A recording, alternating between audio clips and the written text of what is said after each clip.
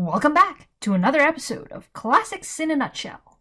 Today, we're going to pick up our story from where we left off, with the ancient Greek city-states of Athens, Sparta, and others wrapped in their growing competition after the Greco-Persian Wars. In the previous episode, Athens had assumed a key role in the liberation of other Greek city-states around the Aegean and Ionia from the Persian Empire. As things unfolded, however, the Delian League she led, ironically, became more of an instrument of Athenian domination and a virtual empire itself. Led by Pericles, Athens meddled more in mainland Greece and stirred up hostilities there, leading to a showdown with powerful players like Sparta and Corinth, and virtually all other Greek city-states. This conflict came to be known as the Peloponnesian War. Today, we'll examine the causes of the war, then the main phases of it, where all the action takes place.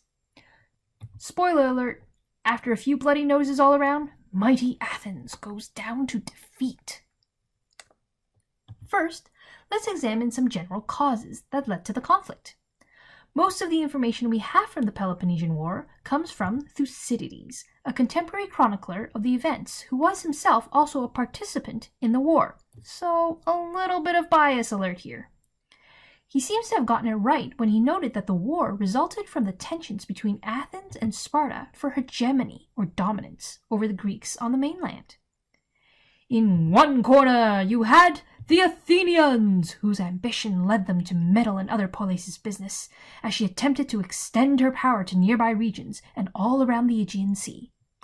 In the other corner you had Sparta, who, pressed by her Peloponnesian allies, wanted to retain her primacy and the status quo as she worked hard to fight off Athenian encroachments. Looking more closely at specific causes now, recall that Sparta had repeatedly resisted intervening in response to appeals from overseas members of the Delian League when they had revolted from Athens. But by the late 430s, things had changed. A rapid succession of flashpoints closer to home led to an ultimatum and showdown. Local city-states with ties to the Peloponnesian League, led by Sparta, made her put her foot down. Specifically, Athens had annexed the island of Aegina and laid a punishing trade ban on bordering Megara, who appealed to Sparta and her Peloponnesian League. Their next-door neighbor Corinth watched in alarm and was drawn into the conflict after two of her colonies, oppressed by Athenian demands, appealed to the Corinthians. You see, Athens had imposed membership in her Delian League on Potidaea and Corcyra, cities with strong ties to Corinth. Situated on opposite sides of Greece, you can see how this shows the wide-ranging reach of Athens' growing empire. Moreover, Athens was uncomfortably friendly with the settlement of ex-Helots at Naupactus in western Greece.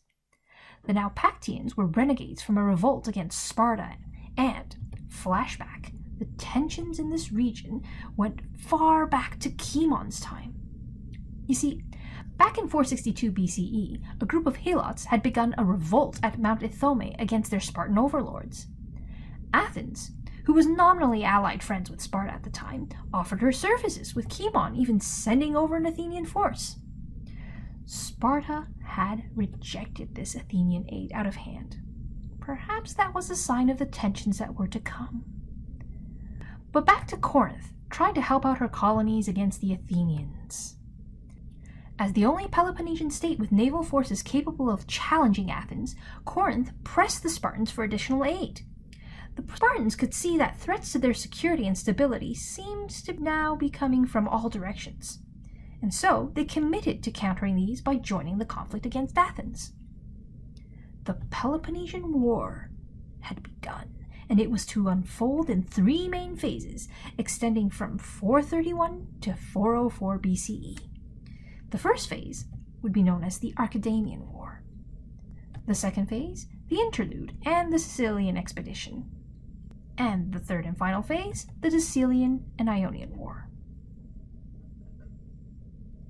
Side note, in case you're curious and want to find out more in detail, our most important primary source for the Peloponnesian War was the historian Thucydides, who actually served as a general and wrote an account of its first 20 years, plus a sketch of the 50 years prior to that, the Pentacontiatia, if you recall.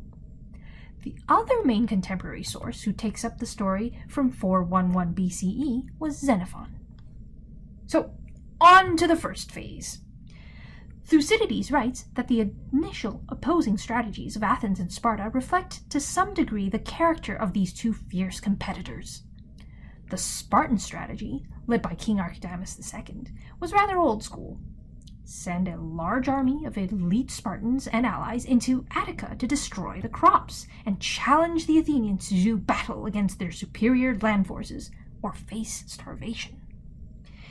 Add to this strategy a touch of imagination where Sparta also quietly aimed to promote and support revolts of Athens' current subordinate allies, and overall, Sparta had a pretty conservative approach to the war.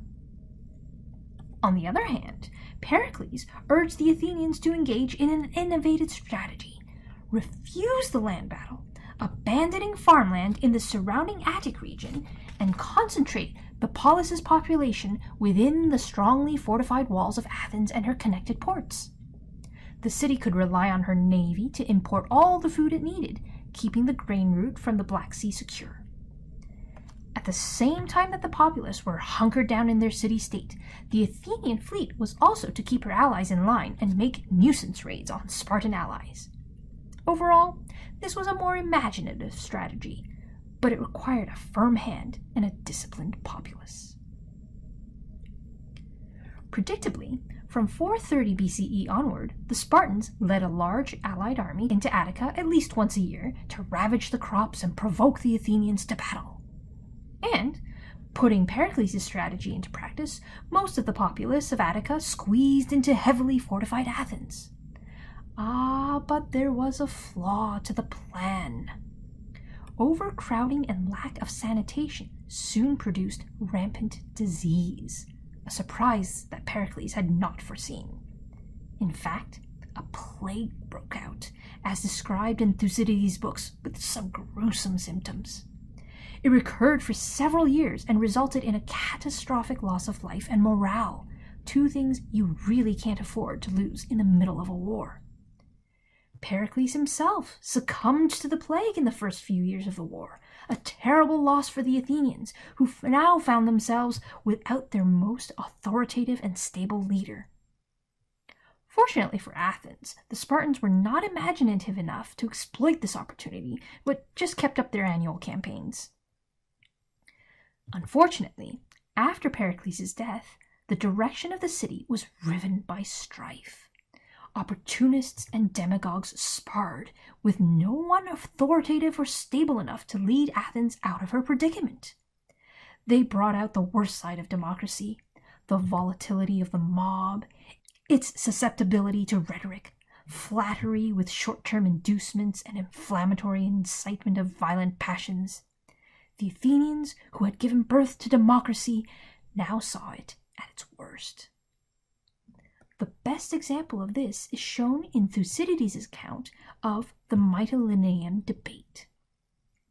Here, the Athenian assembly, or ecclesia, is inflamed to decree the death of an entire male population of an allied city, Mytilene, on Lesbos, when it had risen in revolt in 427 BCE. A massacre almost ensued when the orders were received by the Athenian authorities on Mytilene, and it was only stopped at the last minute by the arrival of countermanding orders sent by the same capricious ecclesia in Athens. Back to the war. Following Pericles' death, the Corinthians attempted to drive the Athenians from western Greek islands by means of their superior numbers in a series of naval battles, but the Athenians managed to defeat them. Plataea, a small inland ally of Athens, is besieged and conquered by the Spartans. On the coast of Laconia, the Athenians had landed a raiding force at Pylos, which was joined by revolting Helots. The Spartan force sent to wipe this out was defeated by the Athenians under the leadership of one of the demagogues, Cleon. About 200 Spartiates, elite soldiers, were subsequently captured and held for ransom in Athens. The Athenians would end up keeping a base at Pylos for the next 10 years as a thorn in Sparta's side. If you're keeping count, that's Athens 2, Sparta 1. The Seesaw War continued in northern Greece as well, where Athenian colonies were subject to assaults and revolts, threatening part of the shield of Athens' grain route. A real showdown occurred when a Spartan-led force under Brasidas made a surprise forced march and conquered Amphipolis, a key location dominating the coast of Athens' grain route. By chance, the two best generals and war hawks on either side, Brasidas and Cleon, were both killed in this battle. The result of this loss by both sides was unexpected. It inspired the desire for general peace. The two sides agreed to a truce called the Peace of Nicias in 421 BCE. It proposed to return to status quo ante bellum and was supposed to last for 50 years. Spoiler alert, it lasted for 2. Before the ink could dry on the metaphorical papyrus, many, especially in Athens, were itching to renew the war at the first opportunity. One figure among them was the demagogue Alcibiades, nephew of Pericles. He was a talented, rising star, but egotistical and unbalanced. The situation at Argos, who had been a long-time enemy of Sparta, but neutral up until this point, offered such an opportunity for the restless Athenians. The terms of a long peace with Sparta expired around this time, and an Argive army, supported by Athenian volunteers led by Alcibiades, challenged the Spartans in battle at Mantinea in 418 BCE. But lost. This did not bode well for the Peace of Nicias. In another move of bad faith, in 415 BCE, the Athenians annexed Melos, a Spartan island, after massacring the entire male population and enslaving the women and children for refusing to join the dealing league. For you Babylon 5 fans out there, we're going to paraphrase Londo Mollari's famous words. Only an idiot fights a war on 2 fronts. And only the heir to the throne of the kingdom of idiots would fight a war on more than 2 fronts. And in this Peloponnesian War, Athens continued to overreach. Recall from one of our previous videos that the Greeks had begun colonizing the Mediterranean during the Iron Age. Syracuse, the most populous city in Sicily, had been founded by Corinth, and still had loose ties to the Peloponnesians.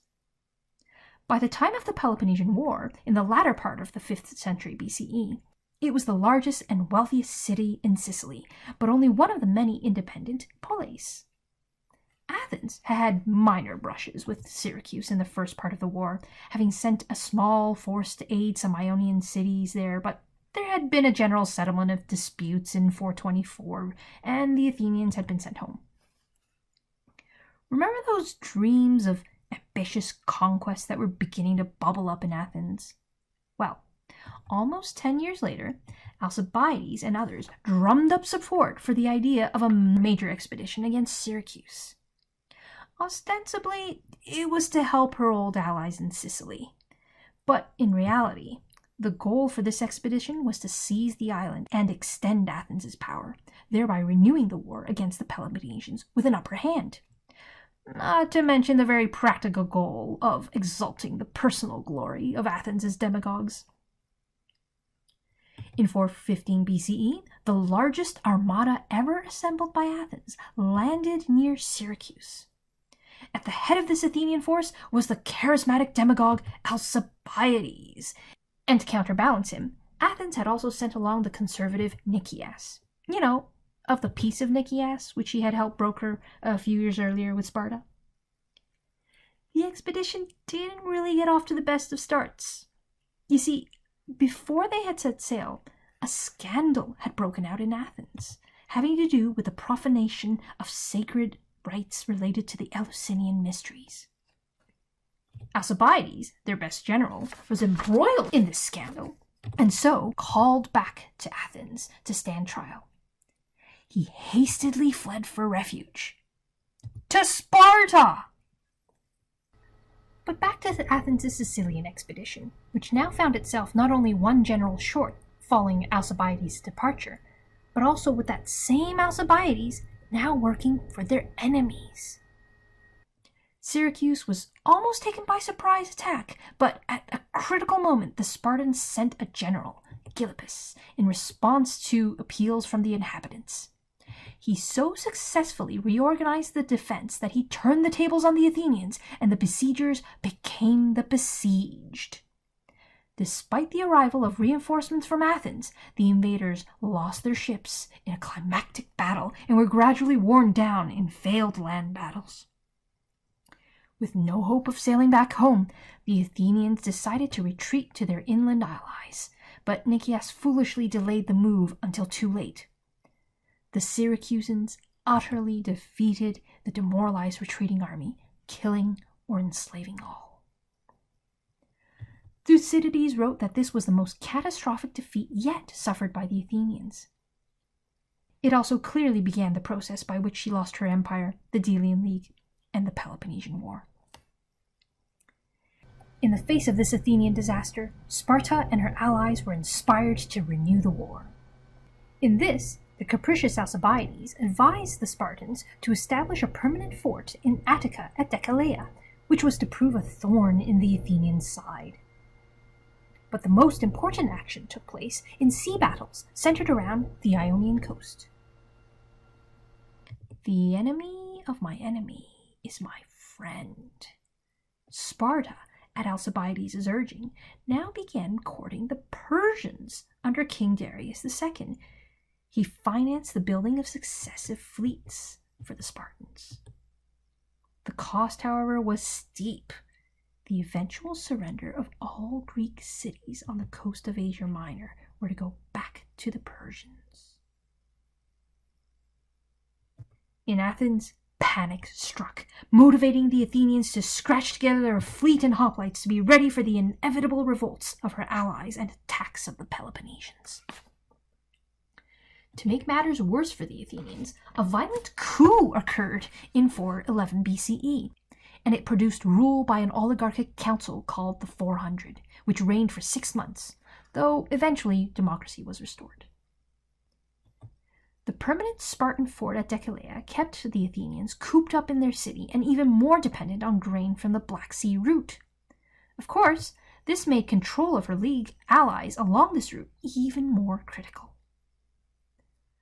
One persistent aspect of this last phase of the Peloponnesian War was an endless series of revolts.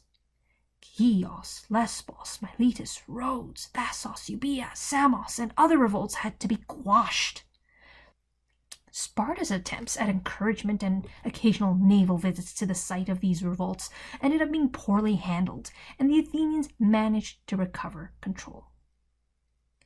Another recurring feature was a succession of naval battles, such as at Cyzicus in 410 BCE, Athens won that one, Notium in 407, a Spartan victory, and Arginusae in 406, Athens' last victory, in which the Athenians were mostly victorious. But the Persians kept financing the building of new Peloponnesian fleets. The war was not over yet.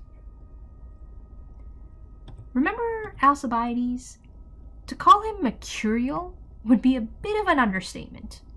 The demagogue switched sides several times, at one time returning to Athens to lead her forces to victory, but was exiled again and was finally assassinated while sojourning in Persian territory and attempting to stir up intrigue.